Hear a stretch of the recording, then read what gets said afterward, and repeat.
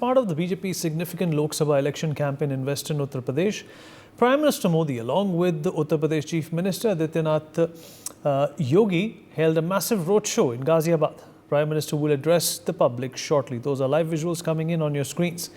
It is also noteworthy that Ghaziabad has traditionally been a stronghold for the BJP, with Rajnath Singh winning there in 2009 and General VK Singh securing victories in 2014 and 2019.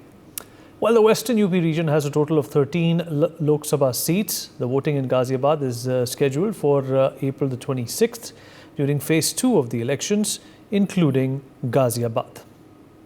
Well, we'll talk about what does Western UP mean for the Bharatiya Janata Party. We have spoken about what the entire state of UP means for any party. It's got 80 seats. This has always been a very very dominant state in terms of the power corridors and the power lobbying and the horse trading that happens after election results. Savio Rodriguez, BJP leader, joins us on the program. Dr. Udit Rajs, Congress spokesperson, with us on the show as well. Mr. Rishi Bagri, political analyst, joins us on the program as well. Nasser Salim, Sapa spokesperson, with us on the show as well. Savio, I'll begin with you. What does Western UP mean for the Bharatiya Janata Party? It is been an area which has benefited the BJP. It has reaped good results for the BJP as well. It has also been problematic for the BJP, because of a number of issues that have come out when you talk about employment and crime. Is the BJP, in fact, going to be looking at these areas and these agendas as well when, the people are going to finally decide their fate in this part of the country? Well, when the people of Uttar Pradesh and Western UP as well start thinking about what is it that they need for the future, they are going to repose their faith in Narendra Modi and in the Chief Minister of UP, Yogi Adityanath. Now, if you see the transformation that has happened in Uttar Pradesh, it was a state that was considered to be extremely volatile. The economic indicators of Uttar Pradesh were really, really poor at one point of time. But now, with Yogi Adityanath and with the leadership of Prime Minister Modi, you're seeing immense transformation as far as socio-economic indexes are concerned, as far as the growth politically of the party in the state, the respectability that BJP has garnered for itself in the state, the levels of which crime has come down in the state. UP was always seen as a state having a lot of crime attached to it, but that's come down. People have reposed the faith in Yogi Adityanath. He's a very strong leader. He's a very decisive leader.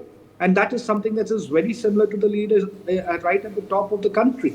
And so that's really what's working. The real indication of a double-engine Sarkar is the relationship between Uttar Pradesh and the centre. Two leaders, very progressive in their approach, very aggressive and assertive in their approach.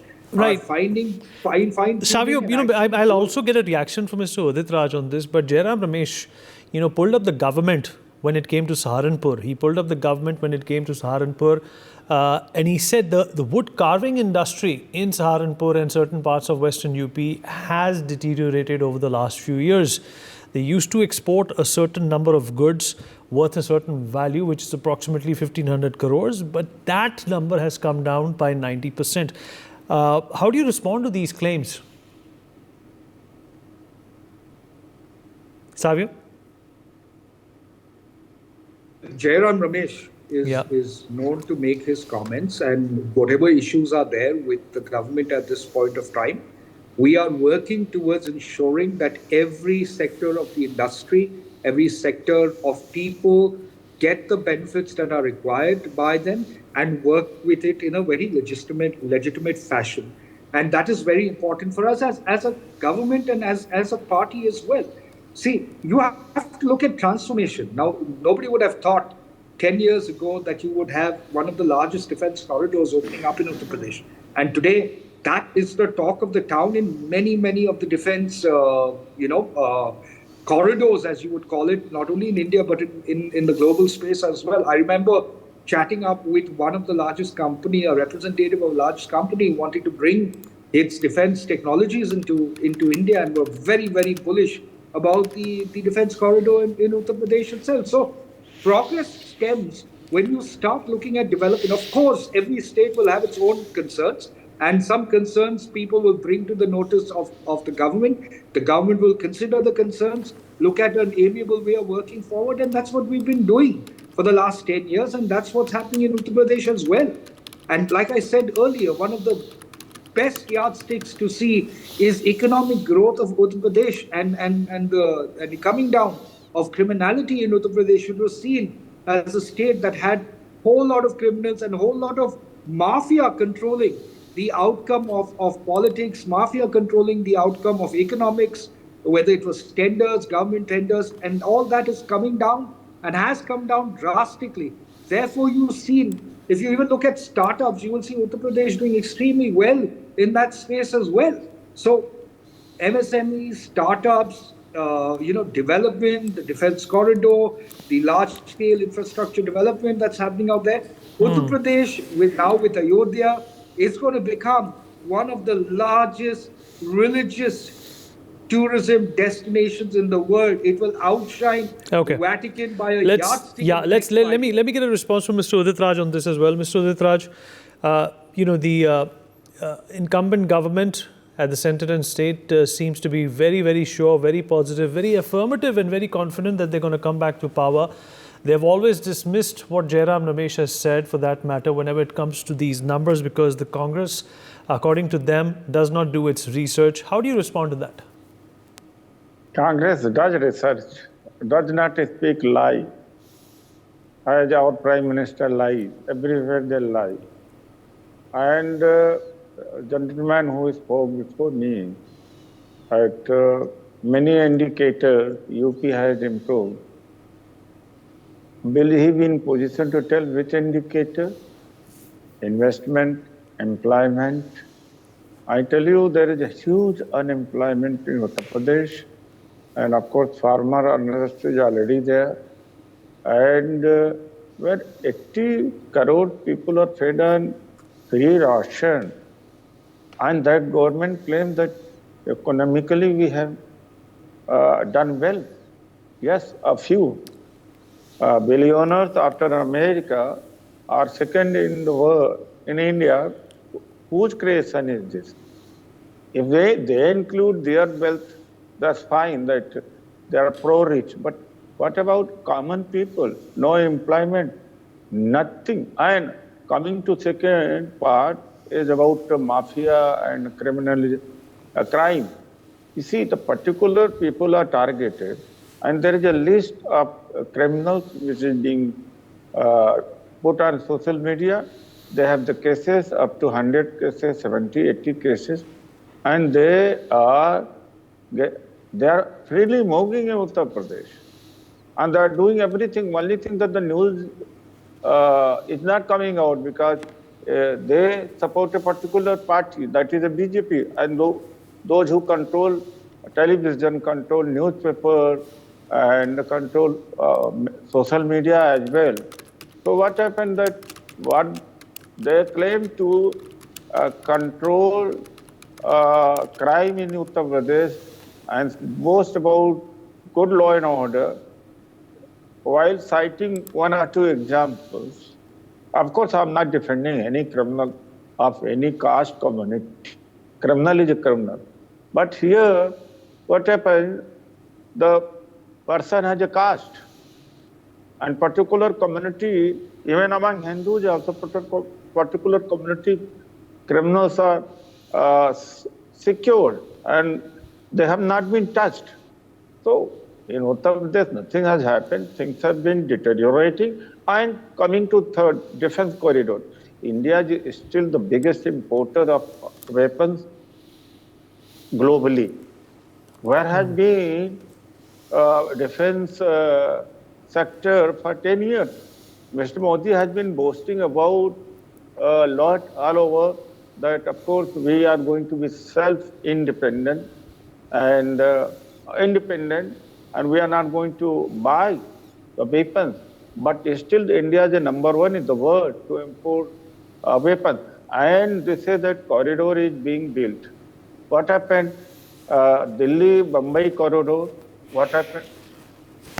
What is the progress? But so And what bullet is train so from what is Ahmedabad? likely to be the strategy of the Congress party? You only have one MP and two MLAs in this particular state. What is going to be the Congress's strategy? There was a time you ruled the roost in UP, but now this sounds like more decimation. See what happened. This is not the election of Uttar Pradesh. This is the election of country.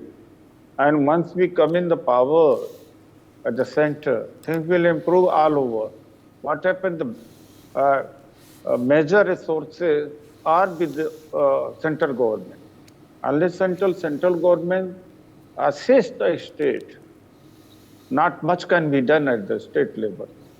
And in Uttar Pradesh, only one or two cities have developed, like Varanasi and of course Greater Noida. And Greater Noida and Noida were already developed.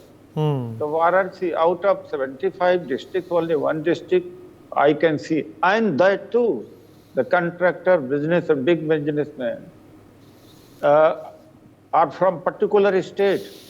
Why? In northern India or Hindi belt, the big business people are not there, contractors are not there.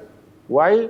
Most of the contracts of high quantum, they are being backed by particular state. What is happening? All right. And Uttar Pradesh businessmen and of course contractors are crying that what fault we have done, that all contract and all businesses are being given to particular state business people. Okay, all right. So let me also open Nasser Salim into this conversation. Nasser, I hope you can hear me. Yes, thank you. Good evening. Nasser, the SP Congress alliance was obviously a shot in the arm for the India bloc, but RLD left.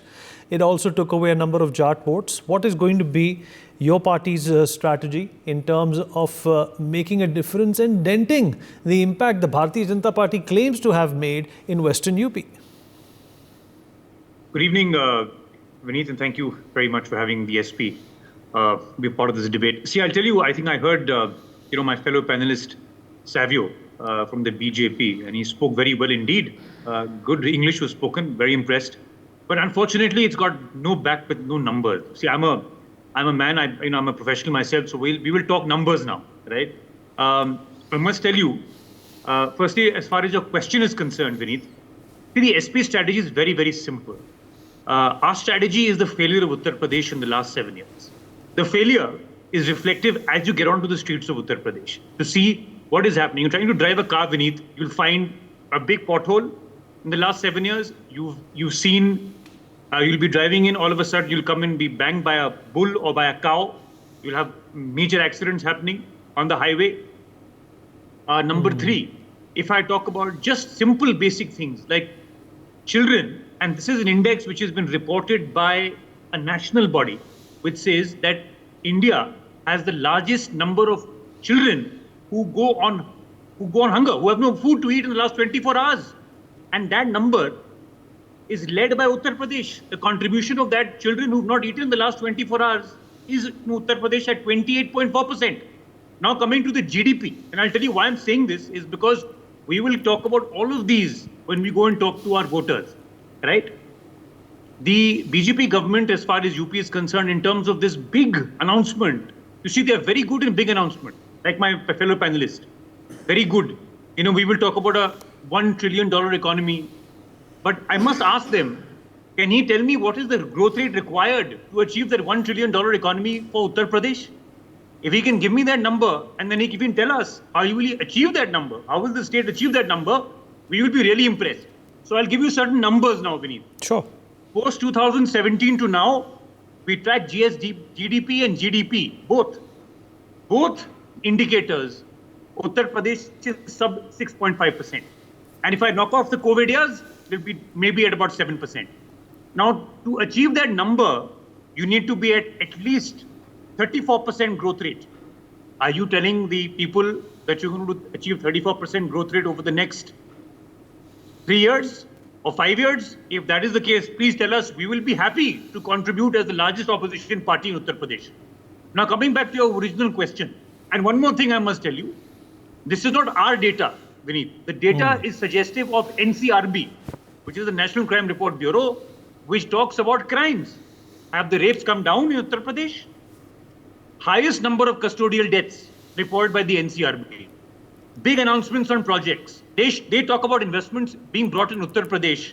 I must tell you, number of export SMEs have shrunk. And I'll tell you why they've done well. As an opposition, responsible opposition, I can tell you, they do great marketing. They have big announcements. That is something, they do it in a very pristine manner. There is no doubt. But ज़मीन पे कितना उतरा है सवाल ये पूछना चाहिए हमें. और जहां तक हमारा सवाल है, देखिए, the point that you've raised, Vineet, our strategy is very, very simple. We want to combine socialism with PDA. PDA in our case is Pichhada, Dalit, Alpsankyak. We'll combine the two. Yes, the SP was voted out in 2017, and I'm admitting to you on channel that the leader, our national president then, and now, this is a new SP. Nayi hawa hai, nayi sapa hai. And I can tell you that, whether it's to do with goons who are a part of, and those people whom we didn't give tickets to, by the way, in 2017, have today been kissed, hugged publicly, and brought into the BJP fold. So let me tell you, my friend, and to all your viewers, the SP's change card, we have ensured that we get good people. Our ticket distribution system is going only to get better. We've announced some good seats. Yes, RLD has gone, but I don't want to comment on people who are opportunists. We have respect for them, but if you're an opportunist, you're an opportunist. We are the largest leading opposition party in Uttar Pradesh. We will fight tooth and nail to ensure that the BJP is checked, and we will ensure as victorious. Our struggle continues for the people of Uttar Pradesh, for the people of India. We have a right to voice. We talk about that, and we are very open about criticizing the rule and dispensation. Okay. Today, there is nothing hidden on electoral bonds. There is nothing hidden from the way certain institutions are compromised, used for the benefit of the ruling dispensation. And we are confident that our strategy, which is reach out to more than 2 crores of the backwards and backwards, the PDA, which I just told you about, we are confident that we will talk about development, upliftment of the poor, and the last man standing. We will raise his voice, Vineet, and I can tell you that with all confidence. Okay, all right. Well said. A comprehensive analysis by Nasir Salim. I want Rishi Bagri to respond to him point by point. And Rishi, it's true, in fact. The stray cattle issue in Uttar Pradesh has been a problem. And that was something which was also promised by Chief Minister Yogi Adityanath during his, days when he was, in fact, gunning for the state for a second time. Hi, Vinit. I think my friend is just confusing the stray cattle incident which has recently happened in Bengaluru with the Uttar Pradesh. I agree some stray cattle happened, but that's not the whole issue. I mean, the CM Yogi, you need to understand the CM Yogi visiting 2 to 3 districts every day in Uttar Pradesh, while Akhilesh Yadav is busy posting bovine tweets from his drawing room. And later they will say कि भैया EVM hack हो गया. You need to understand in last 2019 election, BSP and SP were together. The opposition was, solidly, united. This time BSP is fighting alone. SP is fighting alone. Congress is not existent in 2022. They got just 2% vote. In fact, they got lesser vote than the RLD, and RLD is now with the BJP. So you can imagine how segmented the opposition right now. Now, he's talking about something like anti-incumbency. Now, I tell you, BJP defied a 40-year trend of anti-incumbency where no government got repeated since 1980. And BJP has defied that trend in 2022. And you need to also see why the points are very clear. They have the lowest unemployment rate of 3%. You can go and check the CMI website in Uttar Pradesh. They got 32 crore of tourists coming in last 9 months.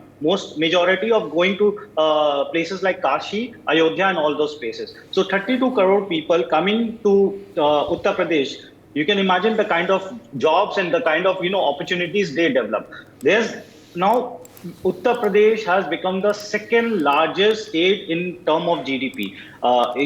Means I think Uttar Pradesh contribute 9.2% of the total GDP in India. So that is where it used to be fourth or fifth place during the Akhilesh government time. Now it has become the second. It has reclaimed the second place. Now you see the real investment. 22 lakh crore of real investments and a serious investment pledge has come to the Uttar Pradesh, and most of them are, they are in the process of getting the land and getting the clearances, and everything is getting done. You can see the Samsung, you can see the market, and the defense corridor is happening. Everything is happening. There are there are six expressway which are now functional. I tell you a very simple thing. I mean, during 2002 to 2017, a 15 year of SP and BSP, they have built only 467 kilometers.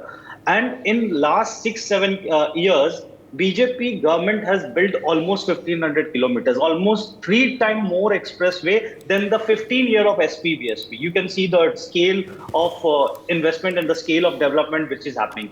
They have given now they have actually gave 100% toilet coverage. They have 100% electricity coverage.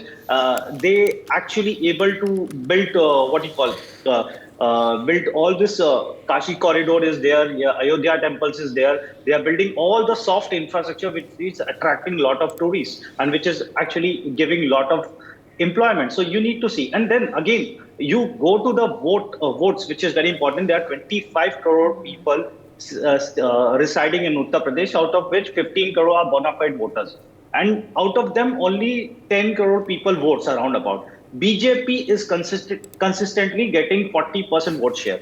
I mean, when it goes to Lok Sabha, it touches 50%. When it comes to Vidhan Sabha, it goes to almost 42%. So how you are going to counter Modi when you can't even counter Yogi? Now your fight was in 2022 with Akhilesh versus Yogi. Now you'll be fighting with Akhilesh versus Modi. And how you are going to fight with the depleted forces with someone like you have given 17 seats to someone like Congress, which has a just 2% vote share. It shows a lack of confidence in the Akhilesh. He wouldn't have given that much of seats to a depleted and a finished force where the leadership has abandoned the party. Amethi and Raebareli are completely abandoned by the Gandhi family, and one has gone to the Rajya Sabha and other has gone to the Kerala. So you can imagine the 17 seat they have given to the Congress. I don't know what will be the fate of that Congress, those seats. So again, I don't know how my friend in Samajwadi Party is saying that they are going to defeat BJP with this kind of statistics and with this kind of sentiments now prevailing in the ground. Let's get a response from Savio on this as well. Savio, 2017, of course, the Samajwadi Party was routed. They did make a comeback in 2022. They more than doubled their seats. And of course, the Lok Sabha is an entirely different story altogether. The BJP has, the bigger piece of the cake. But there are issues that Nasir spoke of. Would you like to comment on those? Well, I'm actually pleasantly surprised that you have a spokesperson from the Samajwadi Party that actually professes to talk figures, because I'm a guy who talks figures as well, but I was expecting people who would come with rhetorics. So let me just give him figures. Now, you do know that the Uttar Pradesh had a Global Investors Summit in 2023. It's not what I'm saying, it's what the Economic Times has reported. The Economic Times has reported that there were 40 lakh crores investment proposals that were received during that summit, out of which 1.1 lakh crore from industrial giants like Tata, Hiranandani, Tasco, and Grenco are already in the process of groundbreaking. You had 13 lakh crores, which is phase 2 of the investments that are coming into Uttar Pradesh. So this is just one yardstick of the kind of investments coming into Uttar Pradesh. Now, why does investment come into a country or into a state?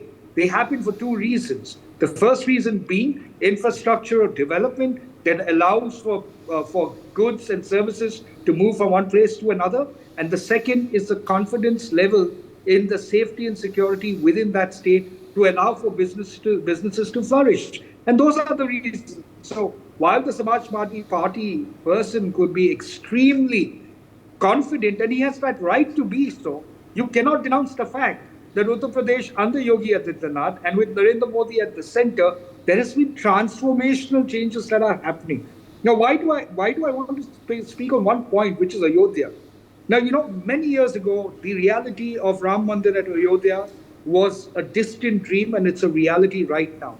But what people don't realize is that the economics around Ayodhya, today we have a nation in the world that is Vatican, that runs completely as a nation on religious tourism. And that is exactly what Ayodhya will turn into in the next 5 to 10 years, with the kind of tourist inflow, the kind of development that will happen in Ayodhya. In fact, Ayodhya's performance as a small segment of Uttar Pradesh will be better than most of the smaller states in India itself. That is the potential to what is happening in Ayodhya. That is the potential to what is happening in Kashi. Okay. You are looking at We've run out of time. I want a quick reaction from Mr. Udit Raj as well. I want reactions. Savio, we've run out of time. I want quick reactions from everyone. Mr. Udit Raj first. He's been waiting patiently. Mr. Udit Raj.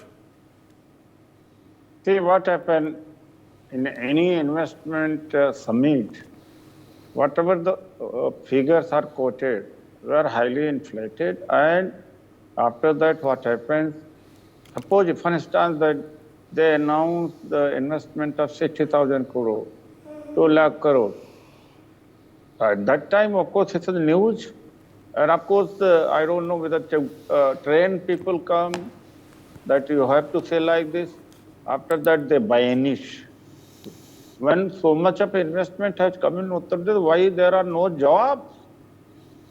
Virtually, there are no jobs in Uttar Pradesh. So that's the situation, and I haven't seen any change in Uttar Pradesh. Okay, sir. And rural distress is already there, and of course now.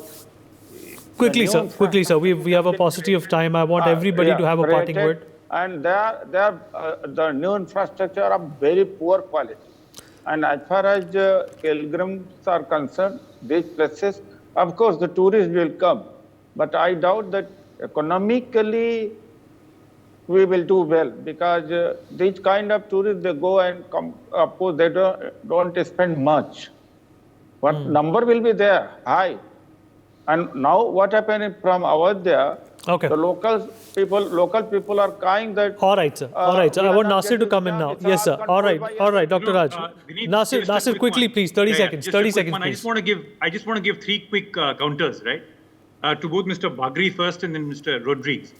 So number one, Mr. Bagri said, about 9.8% to 9.2% of GDP growth rate. I must remind my friend, this is public data, Economic Times, please verify it. World Bank report said in 2015 to 17, the SP government's contribution to the GDP for UP was at 10.8%. Verifiable data, I will come back if it's incorrect. Okay, and I will accept defeat if I'm giving incorrect figures. So there goes this entire big number of 9.2. We're not even close to our number, number one. Number two, Mr. Savio just said announcements of investments. Now I'll tell you, I'm very happy that he used the word Tata, and Mr. Bagri used Samsung. The first plant of the Samsung mobile phone was launched and signed, and land was allocated during the 2016-17. Okay, Nasir, wrap it up, please. Savio, for Savio's point, one more thing. Previous point, I must tell you, the difference is between MOUs being signed and being brought into on the ground. Okay. Ratan Tata came to the state in 2015 and said, I've lost my heart to UP because of the kind of work that Akhilesh Yadav has done. Now, what are we talking about? Okay, all right. Rishi Bagri, 30 seconds. Rishi Bagri, 30 seconds. I mean, Udit Rajji can't see anything in the Uttar Pradesh because his party has been vanished in the Uttar Pradesh. And now he's talking about the 9.2%. My friend, I was not talking about the growth rate. I was talking about the contribution in the national GDP, the 9.2%. And secondly, you're comparing the crime data. I mean, I'm giving you a simple data from your Akhilesh Yadav to Yogi government. I mean, there was 74% fall in dacoity, 65% fall in loot, 39% fall in rapes and 25% fall in murder. There are 922 POSCO cases which has reached conviction, and 14 wanted criminal has been encountered, and 5,000 wanted criminal Understood. has Understood. Rishi, we've completely run out of time. Gentlemen, thank you so much for being a part of this conversation. We can't squeeze in everything that we want to say because we are bound by time. But nevertheless, thank you everyone. For more such videos, subscribe to the NewsX YouTube channel, hit the bell icon.